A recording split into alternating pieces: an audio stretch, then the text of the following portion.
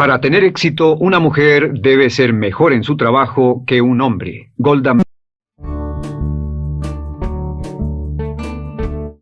Una de las grandes metas en la vida es lograr la paz mental, y la razón por la que muy pocas personas tienen paz mental es porque no la ven como una meta bastante importante, y si lo hacen no se toman el tiempo para entender lo que se interpone entre ellos y su paz mental. Ya hablamos de uno de los principales obstáculos o principales pares de obstáculos, que son los patrones de hábitos negativos, el temor al fracaso, el temor al rechazo.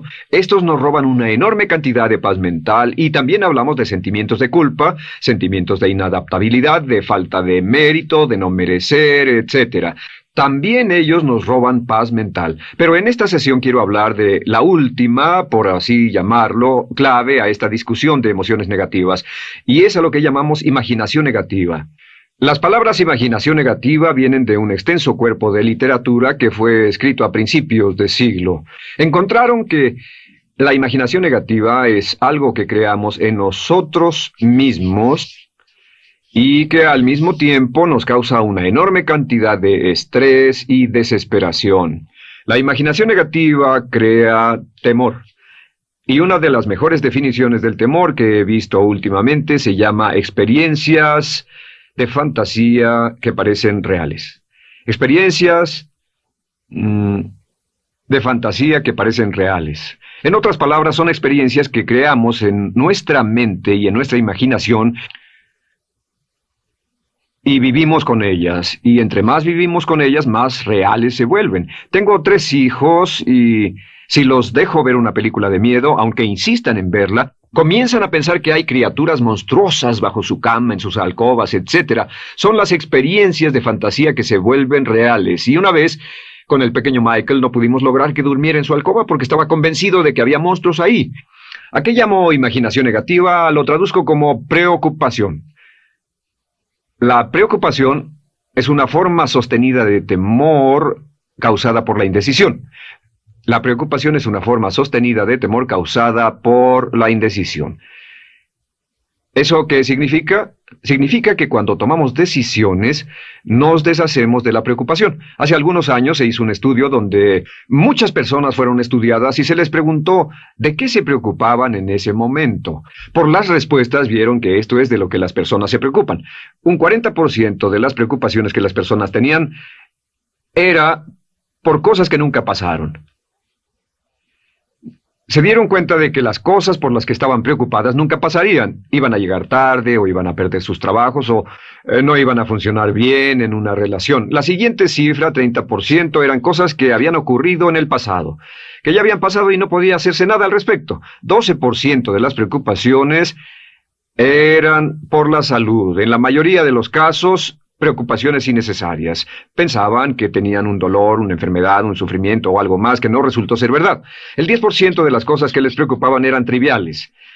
Les preocupaba tener morralla para el parquímetro, o si alguien les telefonearía o no. Preocupaciones realmente irrelevantes. Solo un 8% de las preocupaciones eran por algo sustancial, y de ese 8%, la mitad, o el 4%, estaban totalmente fuera del control de la persona. Estaban preocupados por saber si la China Roja invadiría Vietnam del Norte y cosas similares. De todos modos, la persona no podía hacer nada. Básicamente, la investigación muestra que casi un 96% de todo lo que nos preocupa o más es irrelevante. Nunca pasó, no vale la pena preocuparse por ello. ¿De dónde viene la preocupación? Pues viene de una mentalidad de preocupación. Si fue criado en una familia donde su madre o su padre eran preocupones, usted tal vez también sea otro preocupón. Es una respuesta condicionada. Los veía preocuparse y quiere ser como ellos porque eran las personas más importantes en su mundo, así que se preocupa también. Y conozco a niños de 4 o 5 años que son muy preocupones.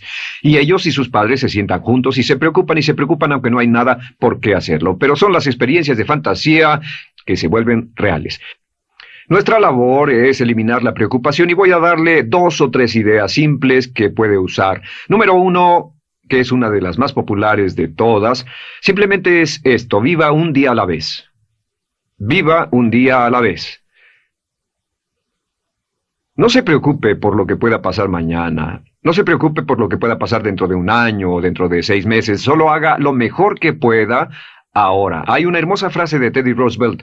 Dijo algo que significaba esto: haz lo que puedas, donde estés, con lo que tienes, y no te preocupes por el resto. Haz lo que puedas, donde estés, con lo que tienes, y no te preocupes por el resto. La clave número 2 para tratar con las preocupaciones, y yo tengo un enorme número de retos que enfrento en mi vida empresarial, y es llegar a los hechos. Esto es muy importante, llegar a los hechos. No los hechos aparentes, no los hechos rápidos, no los hechos que parecen obvios, sino entender los hechos reales. Tomar el tiempo para examinar una situación y descubrir cuál es la verdad real de la misma. He descubierto que la mayoría de las situaciones de preocupación se evaporan si hay suficientes hechos. Si oye que alguien ha hecho algo o no, si oye sobre un cambio en su negocio, en su vida personal o un cambio en una de sus relaciones, averigüe, llame a esa persona, descubra de la fuente correcta la respuesta y a menudo descubrirá que los hechos eliminan la preocupación. La mayoría de las personas que se preocupan son las que prefieren preocuparse que tomar el tiempo para preguntar y averiguar qué es lo que ocurre exactamente.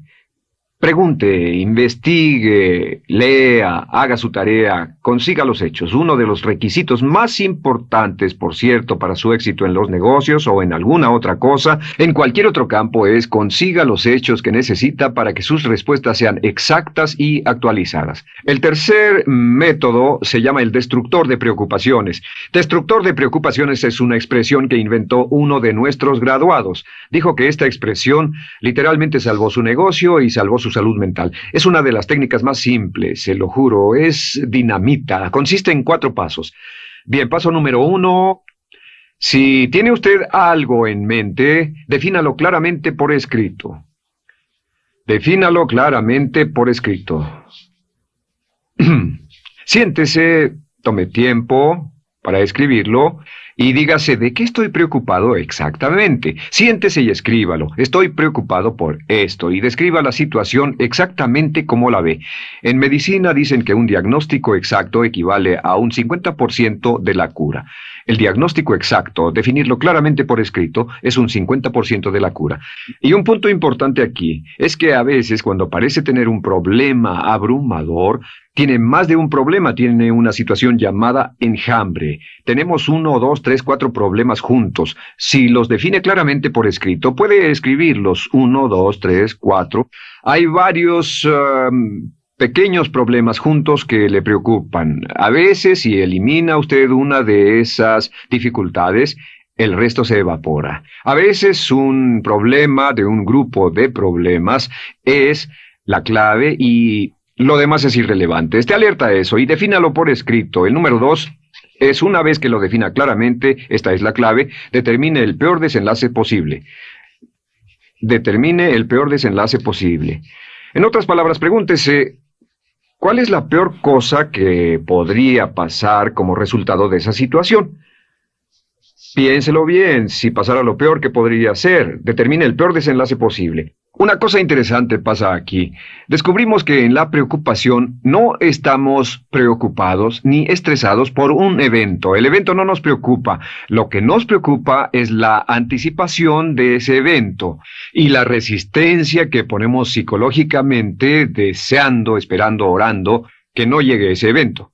Si determinamos cuál puede ser el peor desenlace posible y dice que lo peor que podría pasar es esto, y lo concretamos y lo ponemos por escrito, descubrimos algo notable. Su preocupación desaparece. Parece evaporarse en cuanto definimos el peor desenlace posible, y es que el estrés viene de no querer enfrentar lo que podría pasar. Hablaremos más tarde de esto, pero es el fenómeno psicológico de la negación. Lo negamos, no queremos enfrentarlo. Si tiene una inversión y la inversión cada día está peor, debe decirse a sí mismo, ¿qué es lo peor que podría pasar con esta inversión? Y lo peor es que puede perderlo todo. Una vez que diga, lo perderé todo, de pronto ya no está preocupado por eso, porque sabe qué es lo que puede pasar. El tercer paso, permítanme un segundo, con respecto a una relación. A veces estamos en una relación muy infeliz y decimos, ¿qué es lo peor que podría pasar aquí? Lo peor que podría pasar es que pierda la relación. La relación desaparece. Debe preguntarse a sí mismo, ¿me matará eso? ¿Moriré al perder la inversión? ¿Moriré al perder el trabajo? ¿Me matará el perder la relación? La respuesta, por supuesto, es no. Uno se recupera de casi cualquier cosa. Y número 3, por cierto, hay muchas personas que tienen y presentan los signos de cáncer, pero no van con el doctor porque no quieren saber.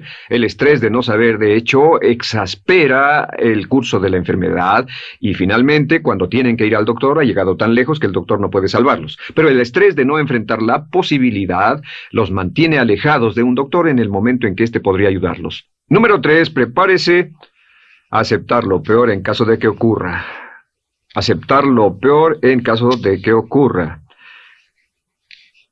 No es ser pasivo, no es ser fatalista, solo diga, si nada puede hacerse, y esto debe pasar, debo aceptarlo.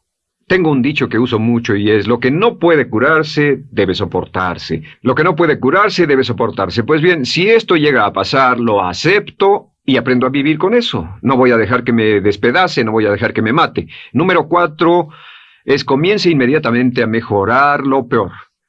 Comience a mejorar inmediatamente lo peor. ¿Qué significa? Significa que ahora acepta que puede pasar y ha decidido que vivirá con ello en caso de que ocurra. Y ahora hará todo lo posible para trabajar y para asegurarse de que no ocurra. Por cierto, en los negocios se llama el análisis minimax de lamentos. Es minimizar el máximo lamento. En otras palabras, es decir, ¿qué es lo peor que puede pasar y cómo puedo minimizar el máximo lamento? La técnica Minimax es una técnica tremenda porque aclara su mente considerablemente y una de las mejores formas de usarla es muy eficiente. Tome un pedazo de papel, trace una línea en el centro y en el margen superior, y luego en la parte izquierda escriba en este lado una definición. Una definición clara de lo que lo está molestando. En este lado escribe PDP, peor desenlace posible, y después escribe 1, estoy preocupado por esto, y lo escribe, y acá lo peor que puede pasar es esto. 2, estoy preocupado por esto, lo peor que puede pasar es esto, y así. Usted verá que cada vez que haga esto, el problema se evapora, y la mayoría, por supuesto no toda, la mayoría del estrés o la desesperación desaparece, su mente se aclara y con una mente clara puede enfrentarlo en forma efectiva. Ahora, el punto final con respecto a toda esta idea de preocupación e imaginación negativa es ¿cuál es el antídoto? ¿Cuál es el antídoto de la preocupación? ¿Cuál cree que sea? Pues simplemente esto, es actuar con un propósito.